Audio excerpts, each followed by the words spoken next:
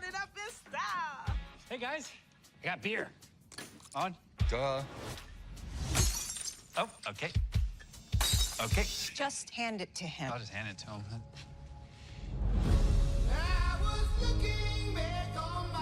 I've changed a lot since I last saw you.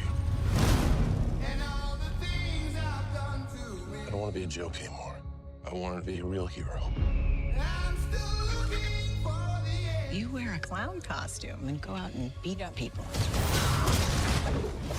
Chris, take something bad and make something good out of it. I need to find the Peacemaker. He killed my son. You're being monitored right now. By who? Rick Flag, Sr. Whoa. What is it? I have a dimensional portal. And it leads to a parallel world. What? It's not that big a deal. Get the out, it's not.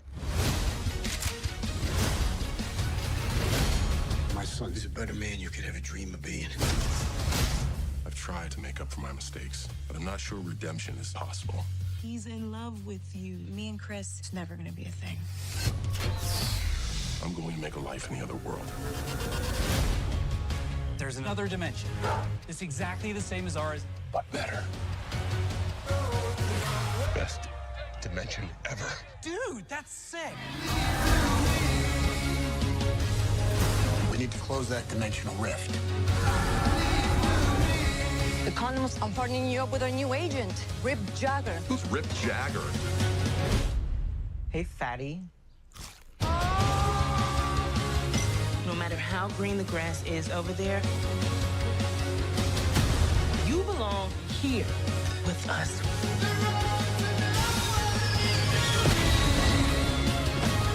We're gonna get Chris back.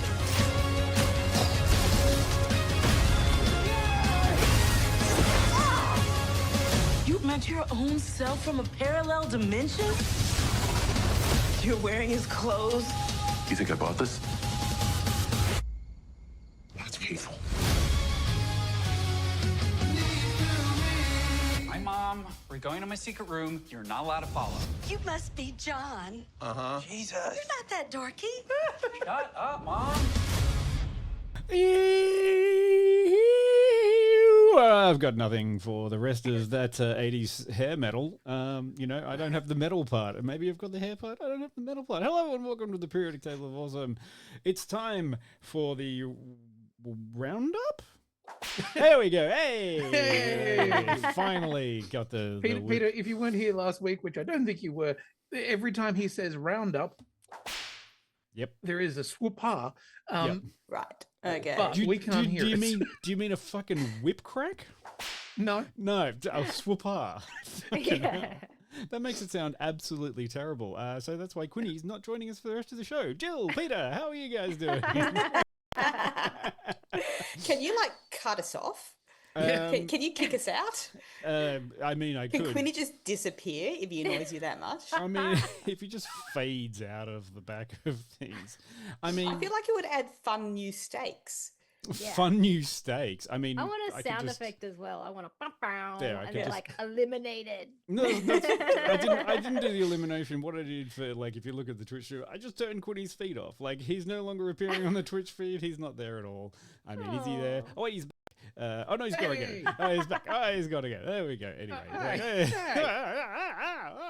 He's in the other dimension. He's not in the other dimension. Anyway. Hang on. If I go and find myself in another dimension, do I get to find a cooler version of me? Oh, you're pretty cool. Oh, thanks, Jill. Is that what you were fishing for? Totally. Hook, line, sinker, rod. And copy Give of me those compliments. And copy of Angling Times. Hello, and we're all back. We're all there. Hello, Jill. Hello, Peter. Hello, Quinny. Hello, me. Hello. Hola.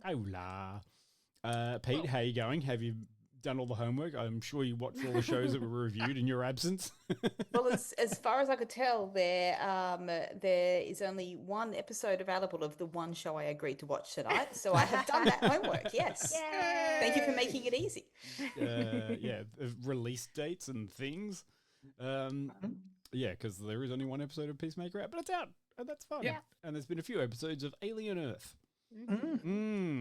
Yeah, Very it's all interesting. very, very interesting. I do is love good. our TV roundups because they sometimes can be, we're going to round up an entire fucking season or 3, or sometimes it's just like one episode. Sure. Yep. This We'll is just- why. This is why we don't review and give it a figure on the roundup. That's why it's just called a roundup. There you go. Yeah. We're just talking And about there's the main reason we do that is because of the Orville. yes, because we fucked that one up. Guys, learned your lesson. Yep, absolutely. Hard. Learned it hard. Pete, out of curiosity, just wondered, did you catch any of Chief of War? No, Oh. sorry. Okay. When you get time, that will be a good one to watch. Yeah. Okay. What Yeah, about Twisted Metal? Did you catch any Twisted Metal? No. I mean, I was on the fence for the first season. I don't know if I'm up for a second season at the moment.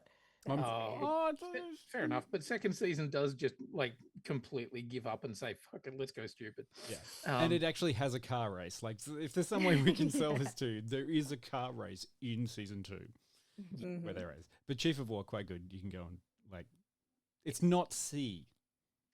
You keep saying that.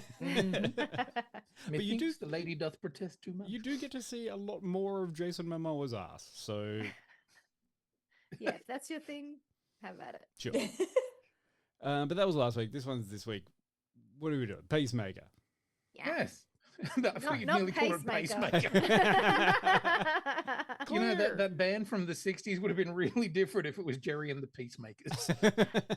Well, It's Jerry with a fine. couple of big fucking guns. We've got the new Peacemaker, because remember the first season of Peacemaker, we were still in the depths and the throes of the somewhat Snyderverse, the DC EU, like all of the movies, like Shazam was still a thing. Technically. Black Adam was coming out. I mean, it sits in that really awkward thing of the leftovers, basically, because remember, Peacemaker actually started in the Suicide Squad. Yes. And that still is technically a sequel to the first Suicide Squad, which had the Flash in it. And, you know, all that sort of stuff. Like, there's all of these things that you get through it, and you're like, this has still got the stink of Snyder about. But we're post-Superman now. Now we have James Gunn, who has an official job at DC. Not just director of things related to DC. He is now director of all things DC. Yep. Well, Cinemarine. Yes. Disney Studios. And in the first, a few less than a minute, I think it was, of this one, he's gone and said, you know what? Fuck your history. Yeah. I thought, wow, I don't remember that. And then I realized that No. Yeah, we've retrofitted. That's okay. Yeah. Yeah, I'm like, where was I when that happened? I'm like, wow, I really fucking have a terrible memory. Yeah. I'm like, shit, okay, I wow. would remember that. And then, like, I would think when I was watching Superman, I wouldn't have been so confused about those characters. But Yeah, I would have thought, oh yeah, I remember them from Peacemaker season 1. I'm like, way to fucking gaslight me. Way to gaslight myself. It's like, wait, what? No. Were they there? That was there was an Aquaman, wasn't there? Yes. Yes, you're right. There was an Aquaman. Very confusing for anyone who has not watched this episode right now. Yes, good point. Yes. Well, I mean, look, it's the first episode. It's already been out. I don't really think we have to worry. Do I have to put the spoiler logo up? I don't really. Well, it's in the first minute. I don't think. Yeah, I was going to say, in this particular case, I think. And it's literally like retrofitted into the previously on to make it seem like you already saw it in the last season. So I think it's like an ultra reverse spoiler. gaslighty. Yeah. You put it in the previously on. I'm like, oh wow, I really don't fucking remember this. God, what the fuck's wrong with me? I really need to rewatch a whole fucking season before I start a new one. I've forgotten everything. Okay, all you got to remember is that Peacemaker in the first season saved the Earth from being colonized by space bugs, butterflies, whatever they were, and shot his dad. That's the only two things. He finally murdered his abusive father and saved the planet. And then at the end, the Justice peeps decided to turn up, and now the Justice Yeah, Gang. but they were all silhouette originally. Mm-hmm. And now they have been retrofitted to include Guy Gardner and Hawk Girl. Well, I mean, not just include, also remove people. They weren't just silhouetted to include. They were just like, nope, move. Yes, one goes. Yep, that one goes in there. Okay, good. And print. Yep. Look, I know a lot of people were pissy about it, and there were a lot of Snyder bros who were really, really angry because it was literally erasing their whole thing. I mean, how could it anger anyone if they're a fan of the comics? If they're a real fan who've read comics, they know they do that shit all the time. I was like, that doesn't exist. It's like, great. Yeah. What? Personally, I think it's one of the funniest retcons I've ever seen, where they've just gone, nope, didn't happen. Wow, this TV show hurt my feelings. Yeah. Yeah. Yeah. I want my Batman and Superman to be angry and dark and gritty, and both have parents called Martha. Yeah. Hey, So we are back for season 2 of Peacemaker. Do you want a very, very quick synopsis? Sure. Sure. I'd have absolutely not prepared for this. Oh, okay. That's okay. You don't even have to. Great. Do you really, really want to taste it? Okay. Well, I'll chuck that in there. Why not? I'll just throw that in there anyway later. Okay. I'll fix it in post. So in season 2, Peacemaker, I didn't work out a voice. Sorry. Oh, right. I've got nothing. We can't hear you. Oh, right. I want you to do in your best 80s hair metal voice. No. That's a challenge. Wow. Congratulations. For the first time, perhaps ever, my brain has just gone. Do you really want to taste it? I really can't. I was just like, in season, no, I can't do it. Just get it out, Quiddy. Just okay. In season 2, Peacemaker discovers an alternate world where life is everything he wishes it could be, but this discovery also forces him to face his traumatic past and take the future into his own hands. That's it. Yes. Nice and vague. Nice and vague, and we've had literally one episode. So finally, the DC's doing multiverse. Just what we were all so waiting for after the couple of attempts that the DC television and also the Marvel Universe has done with multiverses, because everyone loved that. Look, hey, I actually liked some of the multiverse stuff that they did on TV. I liked Crisis on Infinite Earth, so I thought that was pretty fucking cool. But, yes, do we need to do it all the time? I mean, if they're just plowing the fields of comics, yes, we do. We need to have an alternate timeline. I'm actually kind of into this one, though, because I think, like, there is a really, like, there's boring shit you can do with alternate universes, and there's interesting shit you can do. And I think there is an interesting thing that you can do with a character like Peacemaker, who is fundamentally broken. Like, you know, he has been through an abusive childhood. He has taken many of the wrong lessons from it, and turned into a very, very destructive and problematic person who is trying to do good. So what is interesting is the ability to look at sliding doors on that, you know, that I think could be interesting. Yeah, it's like, let's watch Peacemaker do everything but go to therapy. Oh my God. Jill, you should be writing. But he's not the only person in this show that needs therapy. I thought you were talking about us here, and I was like, Jesus Christ, Jill. I mean, surprise! This is an intervention. Oh, good. If you don't mind, I'd like to just disassociate for a while. So I'm just... How long do we get to unpack each other for this evening therapy? The elephant in the room. Mm? The new opening credits. Okay. I was wondering how long it was going to take before we opened up that can of worms. Well, I mean, what was it? First season we had Do You Want to Taste It? By Wigwam. And then this season it's Foxy Shazam. And It's I just- didn't know either of those bands until this happened. Yeah. I'll say it's quite hard to top that first season opener. I don't think a ballad was the way to go. Yeah, it just doesn't go as hard. No. It doesn't And work when you're the same doing with the dance moves and yeah, and when you're Yeah. kind of like derivative on the dance moves, I'm like, okay, they've used the same choreographer, but can we like maybe mix it up a little bit and not do the same stuff we saw before? Somewhat, Maybe try and get something that suits the song a bit better. Yeah. They could have gone Yeah, like it was strange. full performance art kind of, you know, what was, oh God, Kate, they could have gone full Kate Bush and put everyone in like Floy and put Vaseline on the lens and gone for that ballady effect. And I think it might have worked a little bit better. But yeah, I kind of watched the first, like the opening bit of the second. I'm like, yeah, oh, interesting. Doesn't quite have the same pizzazz. No, doesn't have that No. punch. Yeah. Yeah. Though, I mean, the quirky dance moves are great, but it's really not matching with the music. no.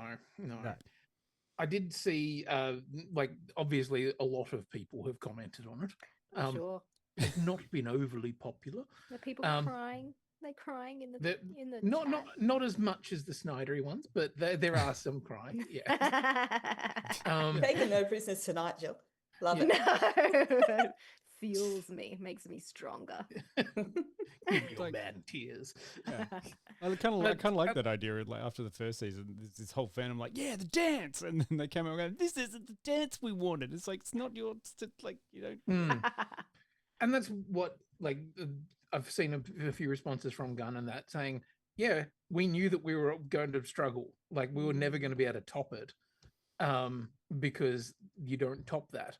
So what we wanted to do was find a dance that was emblematic of the season. Like, Okay.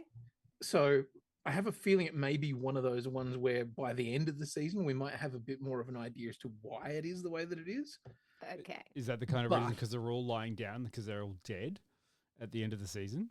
Maybe that's I don't it. know. Apparently, so interestingly, I saw that they screened, like they sent out screeners to a bunch of people of only the first 5 episodes. And they've very, very specifically said that everything happens in them is very fine. Talk about all we want, whatever. But the last 3 episodes are massive, massive game changer stuff. So, Okay. but then again, of course, that's what they're going to say because that's what you say in marketing. Yes. Yes, keep watching, keep watching, keep watching. Yeah, trust us. It's going to be It's going to get good.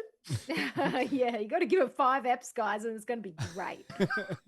They said the same thing like about the Schitt's Creek, where it's 20 seasons. No, I love Schitt's Creek, by the way. only from season 2 onwards. Correct. Yeah, I know. Crazy. But we could go all day on the things you haven't watched, Quinny. But Hey, I've been watching The Great lately. Is that okay? Does that make me a better Oh, person? well done. yeah, That's worth Peter watching. appreciates it. yeah, sure. One of the things I want to say, like, it's still, while the first credit thing I was watching, and I'm like, oh, okay, this has set me off on a weird sort of tangent. After a little bit of time in the first episode, I was like, it's okay, I don't know where it's going. It did kind of at least ramp up a little bit towards the end, and after that episode, I was like, okay, I see it. Yeah, this is a pretty good continuation of that kind of Peacemaker flavor, so I'll be forgiving enough on it. Like, there's not enough to really make a good opinion of it, but, you know, I did get enough Peacemaker reaction. That's good. I'm glad you got enough. Question, though. Mm-hmm. During the orgy... The other elephant in the room. No, that's not an elephant. That's something else. There's a couple of the people in that did, yeah, but kind of elephant. Yeah, there was a different thing. The question I had though, do you feel that was straying a little bit towards the boys' territory, where it was a shock and awe factor rather than a really necessary character? Oh. Yes, I kind of noted that scene of kind of like, we try to make a statement. We're really trying to make a statement here. Yeah, because it wasn't really set up that way. Like, I mean, we get the idea that Peacemaker does like to party in the first, in the first season. You got that whole idea, and there was that was it the one of the butterfly affected women that he'd slept with, and they had that huge fight in the apartment. You know, that kind of, you know. But that was awesome because that was like a pure wrestling, like cool fight. Yeah, this was just kind of like, oh, he's depressed and now he's going to go back into bad habits, which just seems to be lots of drugs and suddenly a bunch of other people that he knows for some reason that can come around for a midweek orgy. I don't know that he knows them. No. I've never used dial an orgy. How does it work? Like, do you just sort of go, hey, what's up? I'm at home doing some drugs. Anyone want to come around and you can all just be naked? Is that how it works? I don't know, because if I'd known about that in my late teenage years to early 20s, I would have had a very different life. Yeah, true. I feel for a start, I probably wouldn't be on a podcast. Let's be honest. you would have had a much shallower life, Quinny. Now that you're pious and godly, it's better for you. Sorry, I do want to point out that at work the other day, I had a student, and when we were talking about TV shows and stuff, she said, maybe you should try being shallow. Like, just try being more shallow. And I was like... Talking about enjoying stuff. Yeah. Based on I was, separating the art of the artist. Thing, but it was basically, maybe you should be more shallow. And I was like, I don't know how to take that. So, Peacemaker, shallow? Or highbrow awesome?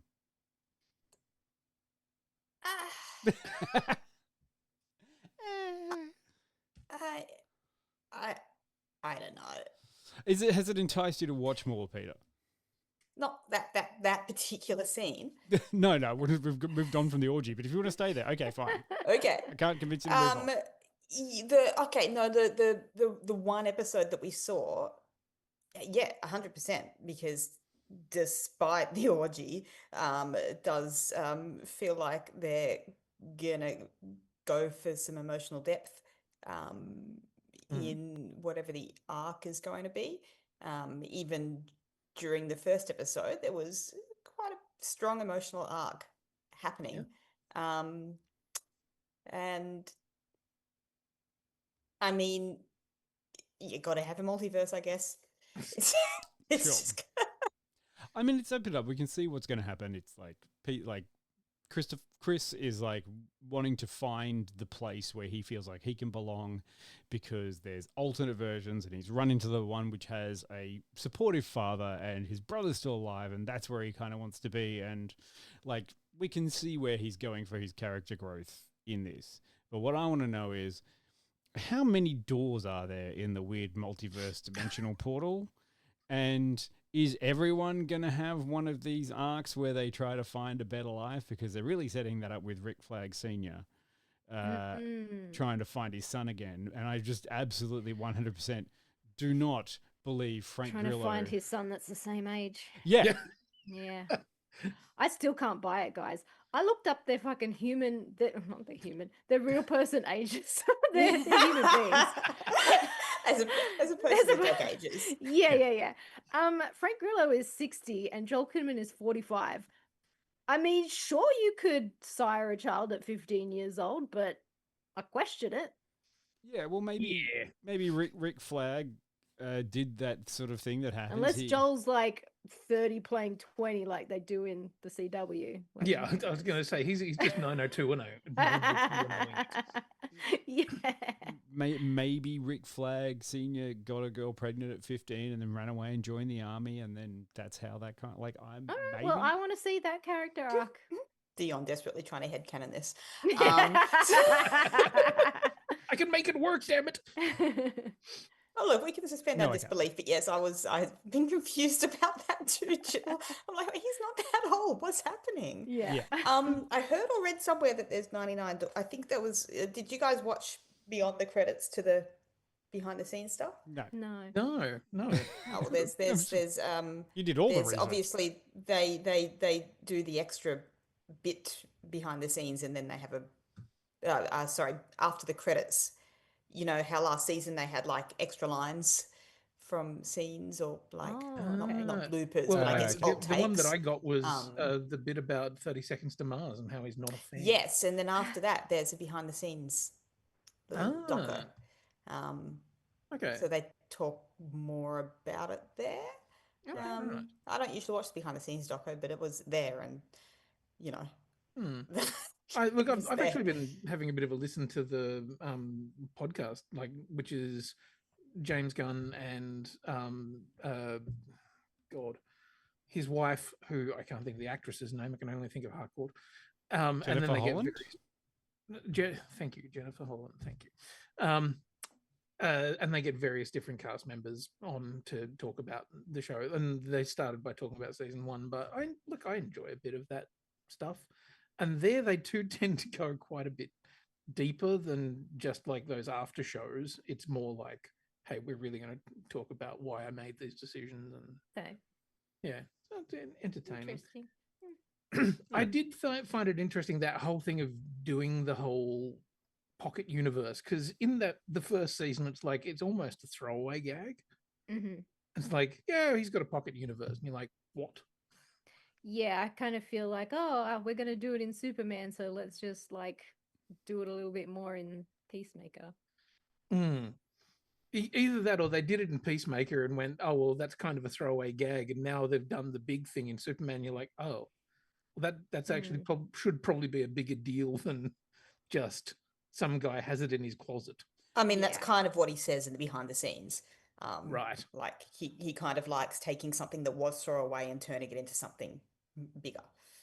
I mean, but it's almost universe destroying once you've got an acceptable thing, because if you set something up in a big tentpole movie, which is like, oh, they've opened a universe, but it's unstable, and, you know, Lex Luthor couldn't make it work, and blah, blah, blah, blah, blah, and then some asshole King Dragon of the fucking Ku Klux Klan just builds one in his cupboard, and it's all stable and everything's fine. You're like, really?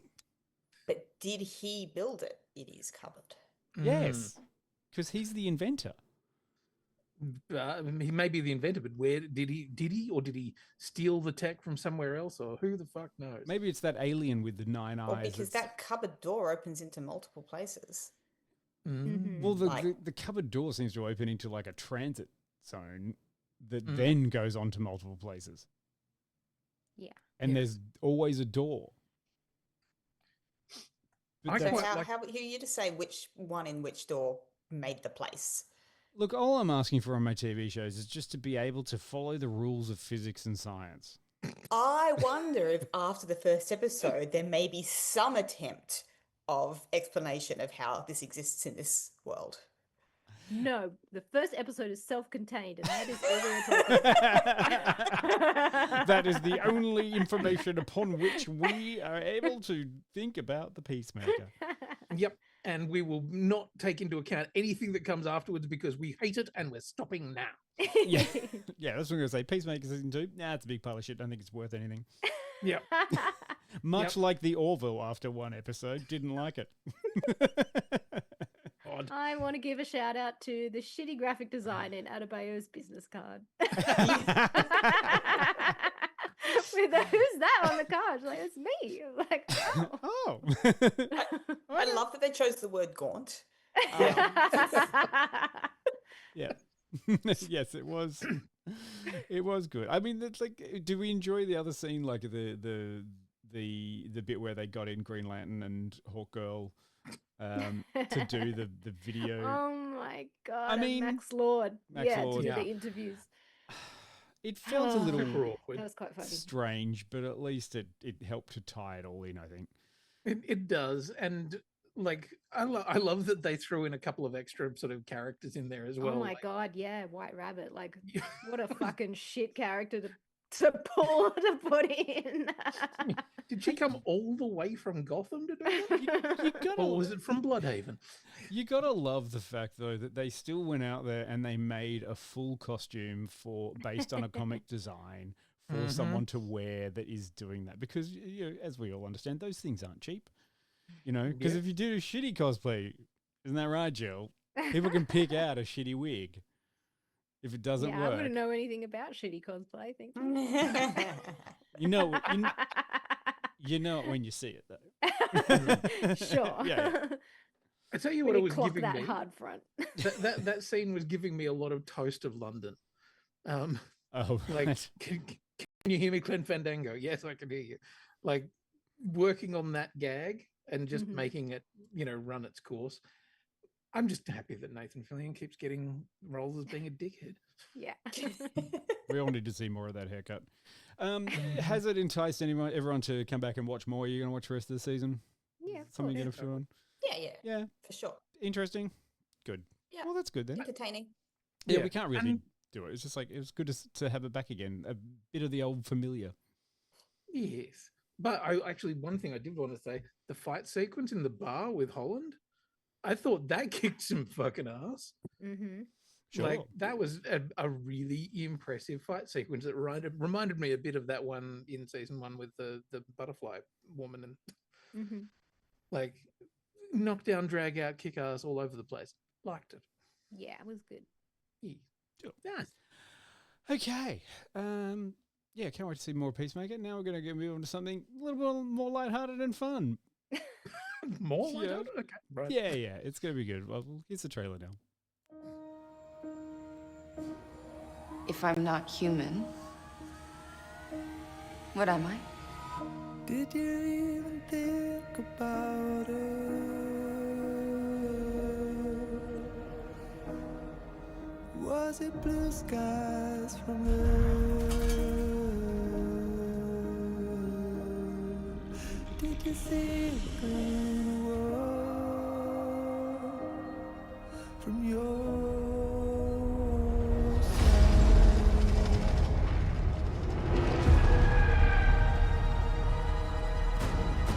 This ship collected specimens. 5 new life forms from distant planets. Monsters.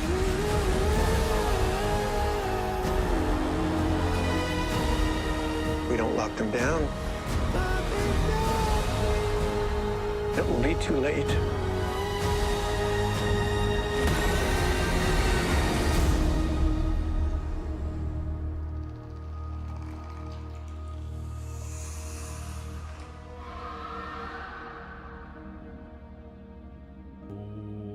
It's all very, very creepy and spooky. And no, we're not talking about the Addams Family.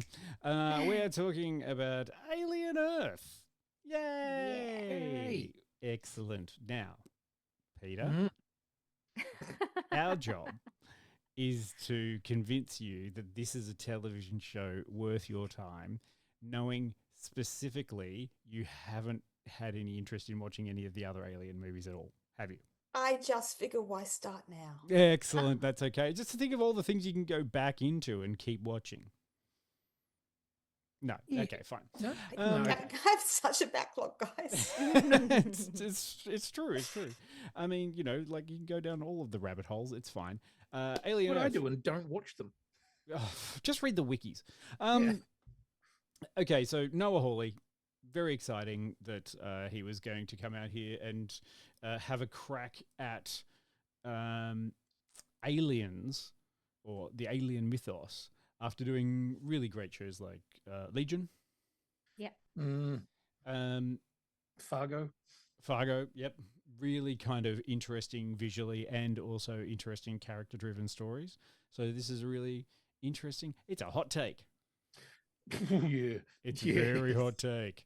And it has been somewhat divisive. Yes. Yes. Just a bit. Pete, have you watched much Noah Hawley stuff? Like, did you? I don't know. Have I? So, did you watch Legion?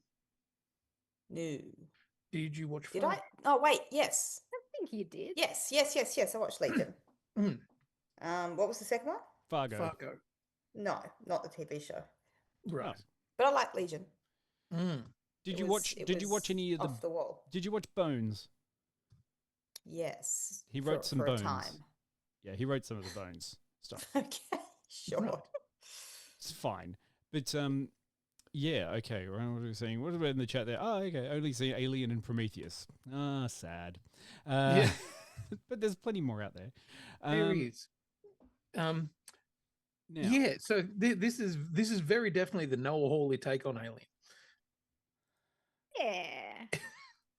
And I very specifically say Alien here. Yes. Yeah. I would say it's very Alien with a touch, just a touch of Romulus. Mm-hmm. Yeah. True. Mm-hmm. Yeah. But with a definite imprint of aliens as a mythos in the world. Does that make sense? Like, I don't mean it's not like Aliens because it's not very gung-ho, but there is a full ecosystem that was kind of understood in Aliens about how things worked, and I can feel that getting pulled out a bit more in this one. Yeah. Like, I mean, it's now at that point where Aliens has its own kind of the whole Alien thing has its own very specific vibe. And like, I think it's really interesting to me because it has the vibe. It feels like Alien. And it, you know, the set designs, the pacing, the way that it kind of interact, like Even the sound design. very much so. Like, it's got a really strong Alien vibe. Mm-hmm. But then there's all this other stuff that they're kind of bringing in from here, there, and everywhere. So, like, there's elements that, you know, come out of Prometheus or Covenant. There's other elements that, you know, you're kind of pulling out of the Aliens. And as I said to Dion, there's the vaguest and weirdest possibility that this may actually like turn Alien versus Predator Requiem into an actual part of the story. Could do. Talking about timeline for the people who don't know what it is. The timeline where this is sitting. It is Prometheus, Alien Covenant, Alien Earth, Alien Romulus, Aliens. Yeah. So this is in between Covenant and the original Alien. And do you have a synopsis, Quinny? Yeah. Yes, though, I mean, it's going to be tricky. Can you do it in the accent of the alien queen instructing her drones via pheromones and breath? Which, see, to Jill and Quinny, that's funny. And Peter is sitting there going, I don't know what that means. That's almost the other thing. Just a little like think of it this way, Pete. In the Aliens film, when Ripley runs into the Queen can just basically go like, and then things happen because she's communicating in some unknown way, and it's just a lot of breathing. Though we many years ago decided that the Alien Queen sounds like Sweetie. Yeah, it's a queen. And like she wears heels. She is definitely a beautiful woman. Okay, I'm not going to do it as no, just go regular. Just do regular. It's fine. No. Okay, the Weyland-Yutani research vessel Maginot crashes onto Earth after a failed specimen collection mission, unleashing both dangerous xenomorphs and a number of other alien creatures. The events unfold in Prodigy's corporate city and involve the corporation's cutting-edge hybrid technology, that being terminally ill children uploaded into synthetic bodies, the first of which is named Wendy. There's some fucked up little creatures in this one. Oh, yeah. It's interesting. That octopus eyeball thing. Yeah. There's bugs. So the bloodsucker. I love that Peter's face is now just gone. You're not selling me on this. Okay. I mean, I've got a good track to get you to sell it on you, though, Peter. I mean, all I've got to say is it's a reimagining of Peter Pan. Yes. And that is like, how the reimagining is like really squinted and far away, but it's like if Peter Pan was a magic eye. Yes. Sure. Yeah. Like, I mean, it's definitely got kind of have to look through it and wait for the image to appear in front of you. But it's also like, because there's Noah Hawley, it's also quite smart and it's doing interesting things. Like, you know, there is this ship, it's called the Maginot. You know, the Maginot ends up crashing and falling back to Earth and releasing all of the terrible danger, which is a reference to the Maginot Line, which was the line that they tried to do in France to stop the invasion, and it was completely useless. Like, this is kind of the things that Noah Hawley's quite well known for. Like, he's very good for putting stuff out there and going, hey, this is an interesting, I'm doing this for a reason. Like, everything he touches kind of does stuff for a reason, which is why I'm giving the faith for him having all of this explanation, this Peter Pan shit, which was irritating me. Pretty heavy-handed Peter Pan stuff, because they're actually like, the characters are actually called like Wendy and the Lost Boys and all sorts of things. Toodles so and, yeah, they refer to it obviously in there. But I'm going to let that go through because I feel like it's going somewhere. And it is an interesting thing by introducing more alien species and also talking about humanity. Humanity seems to be the more alien object in this show to me, as it always was. Sure. Like you go back and you look at it, that even in Alien 1, it was about corporate greed. The real monster was capitalism, and in Aliens, the single most deadly creature in that was Burke. Yeah, you know, corporate interests. Yeah, so Peter, if you're not aware, there are synthetic humans in the Alien universe, and this one is looking particularly at a new company. So there are 3 conglomerates, and now there's a 4th one that they've introduced in this series, that are specifically taking terminally ill children and uploading their brains into synthetic bodies. So there's like a little bit of a what would you call it, like a making humans immortal kind of morality issue, as well as the guy that runs the company is the world's youngest trillionaire, because we are now in the year 2120, which is just terrifying that there's a trillionaire in his 20s. So yeah, it's a interesting kind of story from that perspective. But personally, this is just the Xenomorph Queen's world, and we're living in it. I want to see more aliens terrorizing people and just ripping shit up. Yeah, we do love a good. I was quite confused in the first episode. Like, I thought I had missed a whole chunk, but literally they just omitted a whole chunk of like what had happened to this ship to make it crash. So I hope we're going to get something filled in later. Yeah. That shows us what happened. I kind of like that in a way, because it did feel like it's like, okay, you've seen other alien films, so you know what probably happened on that ship. You know, but I want to see it. I'm sure we're gonna get there, Jill. I feel like because the way that they had it set up and they've done, they've filmed it. They filmed the destruction of the whole thing, and they cut it up like in there. Yeah. It's a given.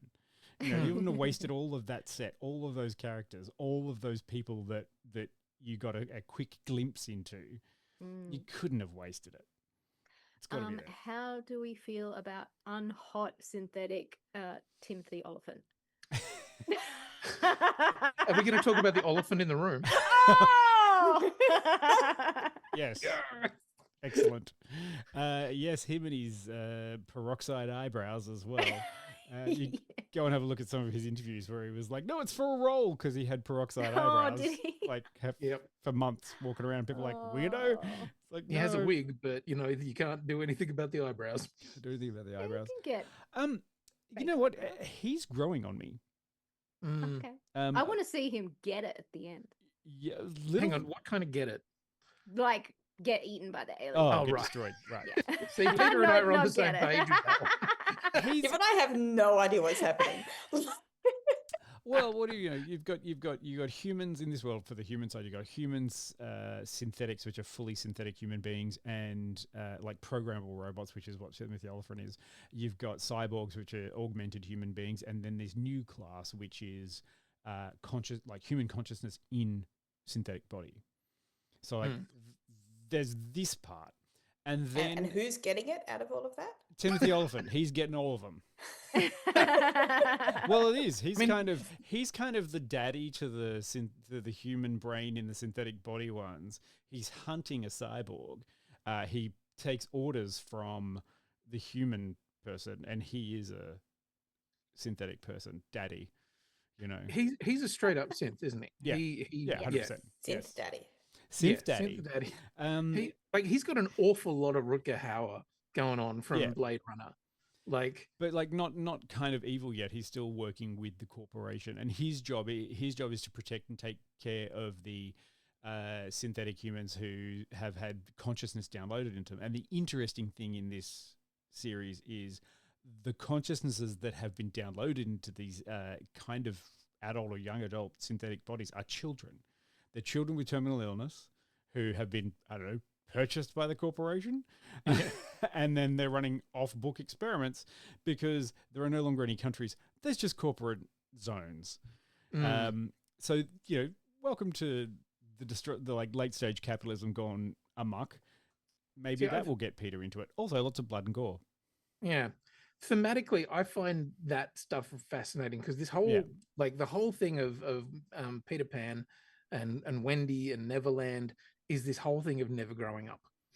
And now you've got these characters who are kind of forced to grow up, but then are never able to grow up because, as far as we're aware, their synthetic brains are not going to develop. So you are now literally locked into a developmental pause in an adult body. There's so much stuff in there. Like, for me, Alien has always been more interesting talking about the themes and what is being talked about rather than just, it's a cool monster that kills people. I love the cool monster that kills people, but always interested in the themes. And this one, you know, about what it means to grow up, what, you know, understanding adult motivations is all about, but then also and I know my theory, and I don't know whether this is spoilery or not, is that a lot of it is about the biomechanic existence of the alien itself. So what we're seeing is all of these different explorations of biomechanoid life, synths, human brain inside synth body, cyborg, humans with synthetic parts. And we're seeing Wendy have all these bad reactions to the aliens because I think the aliens, you know, are also mechanical and bioorganic at the same time. And I reckon that there's going to be a whole thing about that. So that's my theory. I'm putting it out there. Putting his hot take. That's okay. You can put it out there. You see what will happen. I mean, I've got the thing of understanding that. So in Aliens, there was that throwaway line on the ship before they went down, which I really kind of got, and it was like, you know, what are we doing? Like, what are the military getting their briefing? Like, what are we going to do? Is this a stand-up mission, sir, or another bug hunt? And then, you know, they go, it's a xenomorph. It's like, it's a bug hunt. And then that was just kind of one of those things like, wait, in the future, do they encounter so many weird species on different planets that they go to that this is kind of boring for them? Like, they're like, it's another one of these fucking things, like as a life form that we've got to track down because it can do some shit. And I like how they've expanded that with this show by introducing the idea that there are many aliens. Our traditional alien is still there, but we have specimens from all corners, which are all evil. Well, not evil, but all deadly in their own way. And that is an interesting thing as well. You know, one may be the apex predator, but the rest of them are also interesting and of interest and give you an opportunity. And I think also really play into that body horror stuff too. Yeah. Like, you know, one of the things that works so well about the alien is the idea of this thing that gestates inside you. That's horrific. So now we've got a bunch of other alien things that you're like, okay, well, what does that do? Well, that one apparently steals one of your eyes and turns into a... Oh, I really hope that Beck never sees that clip from episode 2 with the cat. No. No. I'm like, oh no. I love that Peter's face has been an absolute journey. We're not really selling it. Focus more on Peter I Pan. mean, we've gone from Timothy Oliphant getting it to pies being stolen. Like, it's gone way downhill, guys, in terms of convincing me to watch this thing. There's definitely Imagine an eyeball where all the ocular nerves are its little legs and it can crawl across the ground. And attack you. Oh, that sounds amazing. I'd love to watch that. Yeah, sure. Why didn't you say so sooner? I mean, yeah, it's like ultimately it's an interesting show, but they do give us exactly what we want almost immediately, which is we're here for the alien, and we get to see the alien, and they don't try and hide it. They don't try and, mystify it. It felt like it was very much forefronted, and that's okay. But now I'm like, which mythos are they going to follow? Are they going to follow the one where there is pretty much like just one, or are they going to go the other way, which is like, oh no, they make hives and then hundreds and hundreds of them start pouring out? Like, I'm really interested. Yeah, I know. Well, and there's also that thing of going, okay, where did these eggs come from?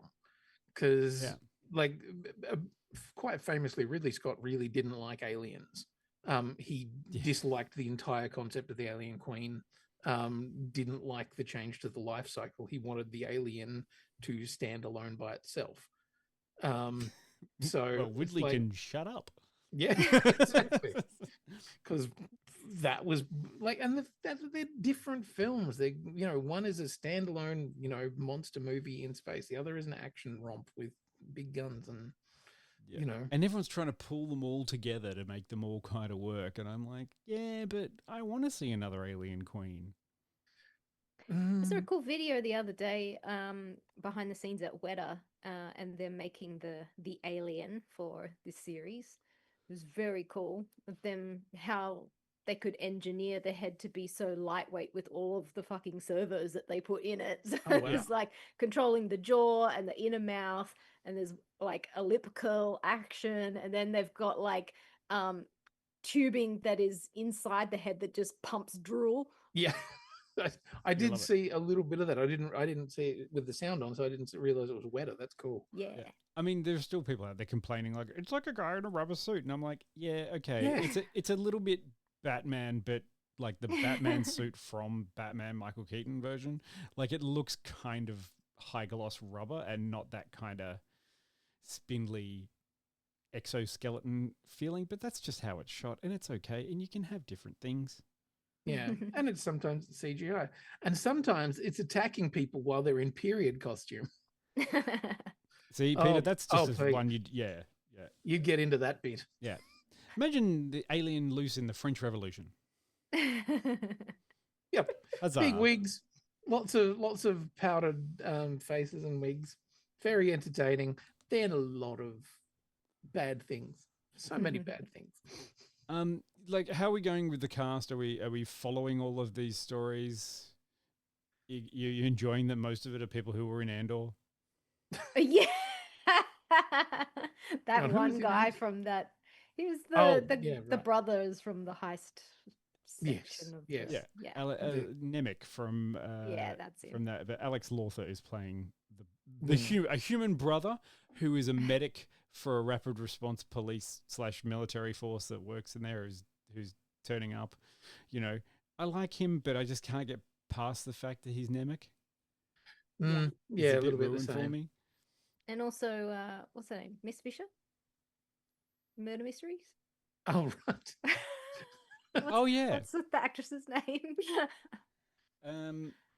I forgot. Essie Davis? Yes! Hey, there we go. Got an Aussie in the cast. Yes, an Aussie in there. Yes. Sydney Chandler is playing the titular Wendy, who I think is the greatest alien of all, because she is the child's brain in a synthetic body who doesn't understand what's going on, or is just got that childlike overconfidence, but also all the children are useless. Like, it's a really interesting side that they're doing for that, and that is, I think, the interplay, which is, this synthetic body is great. So you get, at one end, you get people who can do amazing, enhanced things, and other times these things are kids and they make the worst fucking choices. Yeah, all the time. Very, very dumb. A lot of the time. There are a bunch of characters in there that I'm kind of like, well, not a bunch. There are some characters who I'm like, oh god, I really don't like him. Like Boy Genius dipshit. He drives me Yeah, I'm pretty sure he's supposed to be that unlikable. 100%. Well, his name is Boy Cavalier. Yeah. Ew. Yeah. So yeah, my theory about I have many theories. I'm all about theories tonight. So how this one could potentially actually make Alien versus Predator Requiem an actual part of the story. Dion hates this. I do. So Alien AVP Requiem is, let's be honest, not a good film at all. But at the end of it, they find a Predator piece of weaponry, and that gets delivered to the Yutani Corporation. Miss Yutani, who would be about the right age to be the grandmother who sent the ship out to collect the specimens. So whether they do that or not, that's my head canon, and I don't care. Sure. But then you also have to accept the idea that the Predator is also part of this. Yeah, it is. And then all the Predator films 100%. are also just adding things for Peter to watch. I've seen that one Predator movie. I liked Which it. one? Arnold Schwarzenegger or Danny Glover? No, the one, the one. Prey. Oh, the Native Yeah, American. right. Yes. Okay, that was a good one. Yeah. American Indian one. Yeah. Yes. And that's the only thing I've seen in the whole franchise. Is It's a good one. Is there anything we could say that would convince you that this is worth your time, Peter?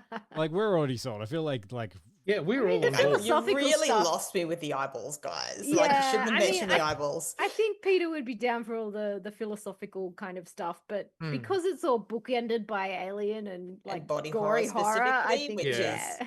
is my least favorite kind of gross horror. But also, you got to remember, So- it's TV body horror. It isn't like Existence. It isn't like The Thing and stuff like I that. don't know, man. I thought this went fucking harder than some of the films. Really? The cat thing was pretty fucked up. The cat thing was pretty fucked up. But not But- that but- fucked up. Like also like sequences where there are just dismembered bodies and shit from wall to wall. I was like, sorry, we're not really selling you, are we, Pete? But in context, it's all worse. fine. Like, you know, there's no real They're all horrible. post-mortem. You didn't get to see it happen. Genuine question that may help others decide if they want to Sure. watch it. Mhm. Can you watch this having watched almost none of the rest of the franchise? Think Or so. do you need the background? Like, do No, you have to go I into this don't- with research? No, because actually the first one kind of opens with like, there's this, and there's this. Now go. And so it's kind of straightforward Yeah. to jump into. No, I mean, if you have any kind of knowledge of Alien, like most people have seen Yeah. what a xenomorph looks like, or a chest burster, like there's plenty of context clues throughout it to help you along the way. But really, at the end of it, like it's mostly about like the story of what's happening with these tech companies and the synthetic humans and that kind of stuff. So yeah, not so much the aliens. Yeah.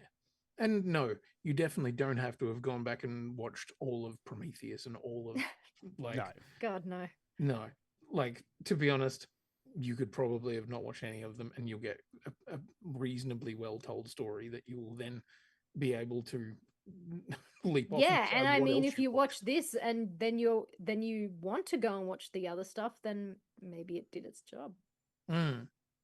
Sure. One thing I do like about TV is that I enjoy being in a world of a story.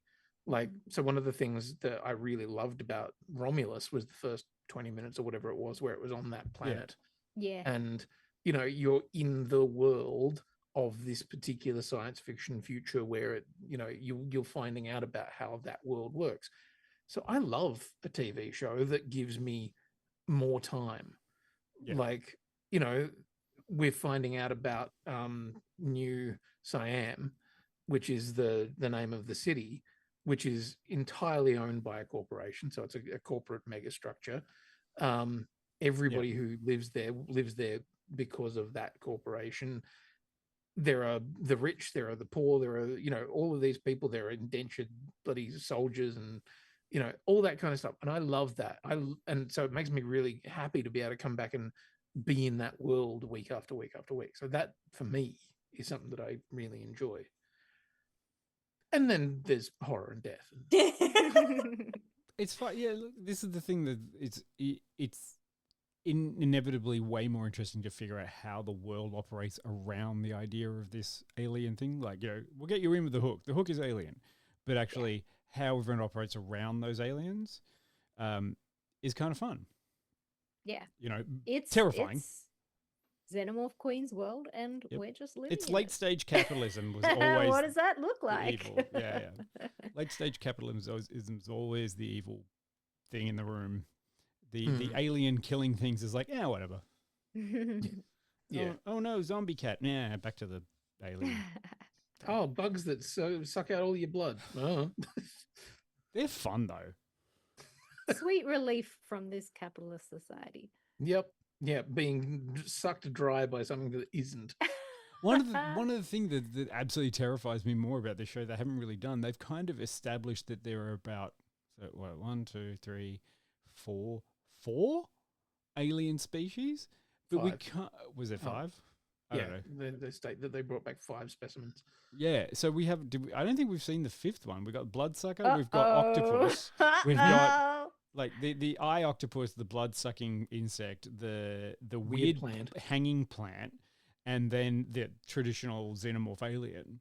And I don't know if we've seen the 5th one yet. I think Quinny, it's the predator. Yeah. Oh man, I would be Can you so imagine? fucking impressed. I'm pretty sure there is something that we've seen in one of the specimen jars. Like there's a crawling thing that we have seen, but I don't know. Right. But I what mean, it is. I feel like there should be more. And also, I want to know the story that they kind of allude to in that, which is like the amount of people that we lost getting these specimens. I'm like, how many did you lose? How many people were on that ship when it went out versus how, like, we knew that there were like 7, maybe 8 people on the way back. How many did you go out? Went out? Yeah. And also, how many went out 65 years ago? Sure. Because that's how long that ship took to do the thing. And I love that as a part of that sort of world building as well, that they don't have faster than light travel. So, you know, these ships are, you know, you go into hypersleep and you know that when you come back, everyone you know is dead. Yeah. Well, I love that part about the cyborg character. I really like that. The 3rd episode is like, everyone that I ever knew or cared about is already dead. So I don't have anything but my work in these specimens, and I'm going to get them back from where they've been absconded to. And you're like, yeah, that makes sense. Like, you're going on a thing, you know, if I got up next episode. So anyway, I'll be back in 140 years. So I hope you live. Well, and also that's one of those things that, like, if the other ships have then got better technology later, I love I can't remember where the story was. It was a sci-fi story where somebody sends like a generation ship, you know, and it's going to a planet, and then in the intervening years, the place sending the ships gets better and better technology. So eventually they send other ships that get there years faster.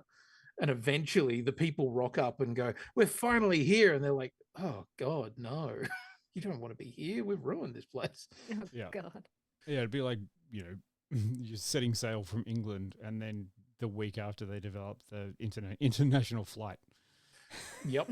Jet flight, and people like turn up and like, oh, you finally got it. You've been away for like 6 months, 18 months. Oh well.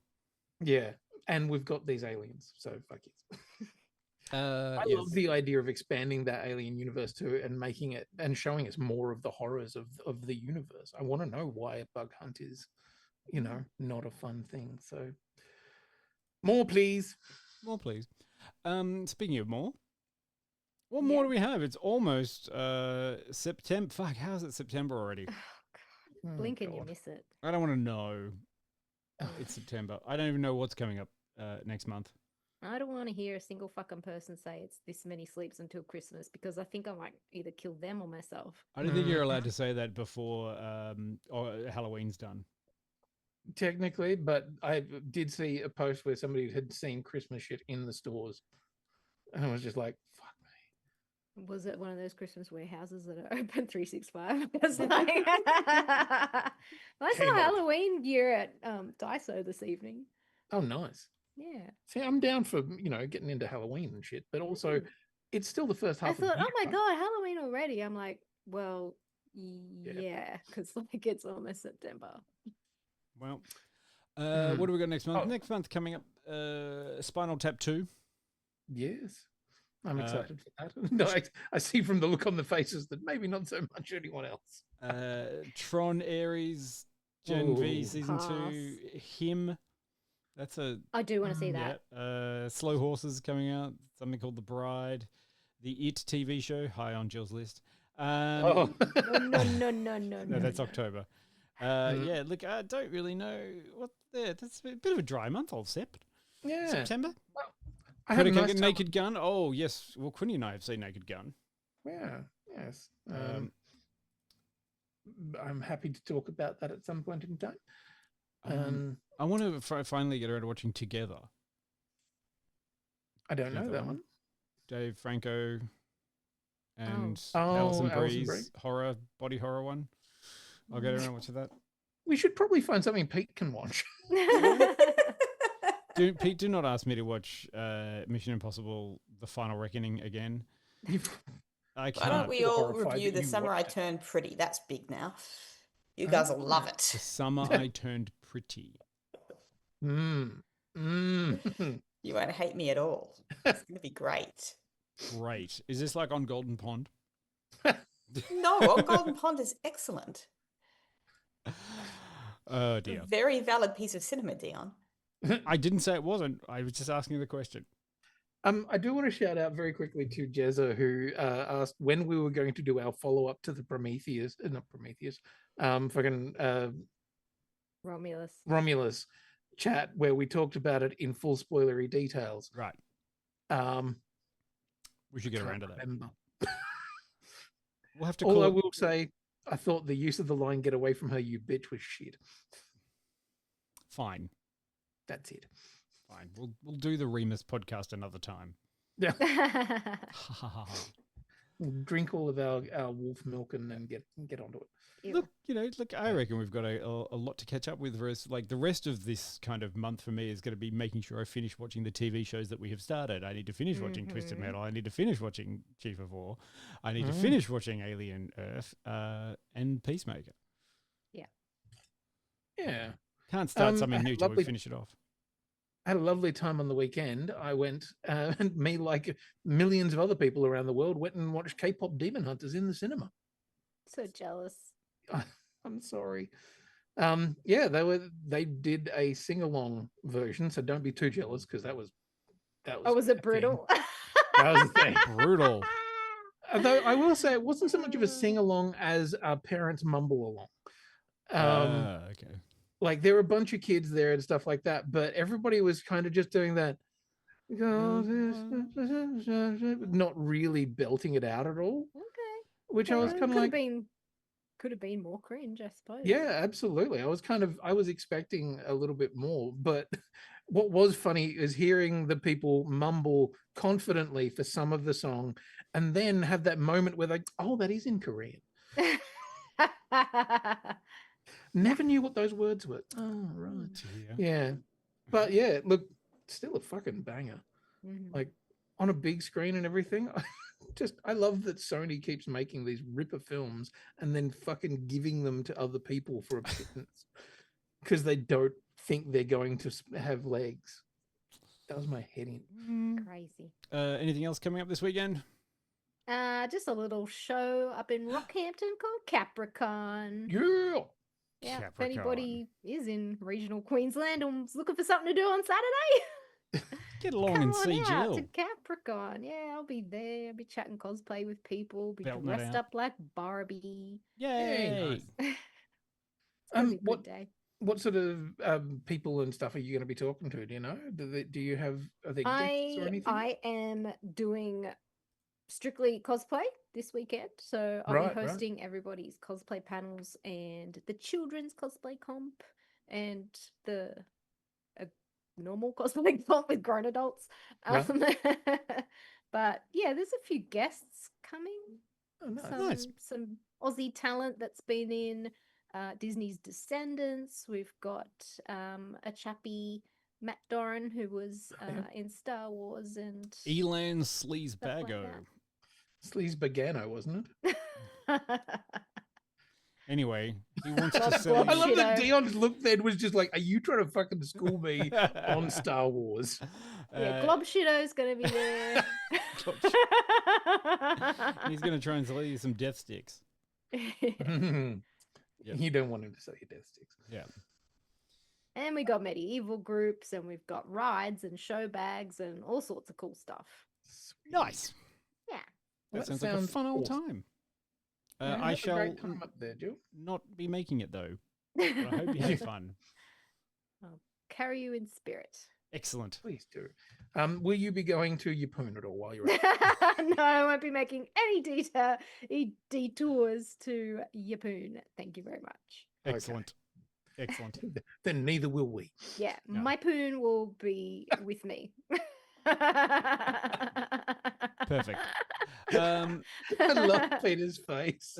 Since it is coming up to September next week, if you've got any suggestions, let us know if there's something we can watch or you want us to review. I think Predicanga was sitting there going, Only Murders in the Building is out next month. Yay! Oh, yeah. Yes. Or Caught Stealing. Honey Don't. Yeah, maybe a few things in there. One that I did see that is coming up, The Long Walk, which is a short pier. Yeah, well, yes. It's based on a Stephen King short story and is one of the most harrowing short stories.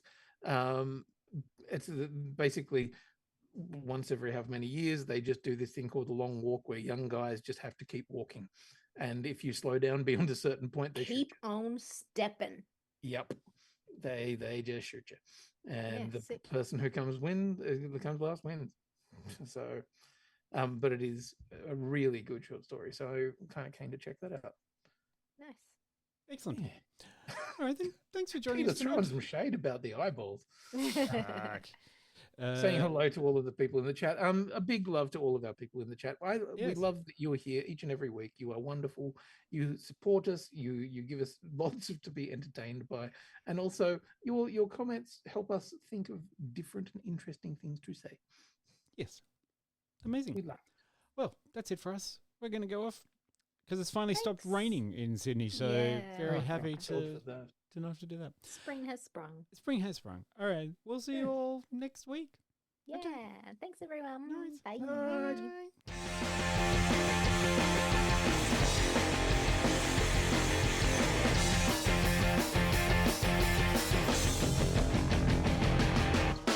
I wanna live in a world full of heroes, not sit here counting zeros in a cubicle downtown. I wanna look out my window, see 'em flying, and swing across the horizon as I cheer 'em on so proud. Deep-powered girl keeps staring at her face, and call Colossus and have 'em teach me ways, and then we'd exercise. I'd be one of the guys. Martial arts from iron fist and wall.